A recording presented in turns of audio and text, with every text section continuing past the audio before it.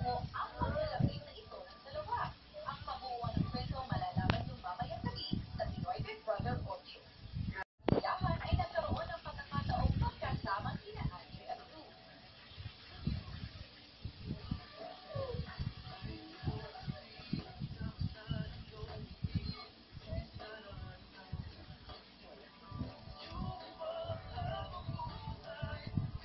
Saan kaya patungo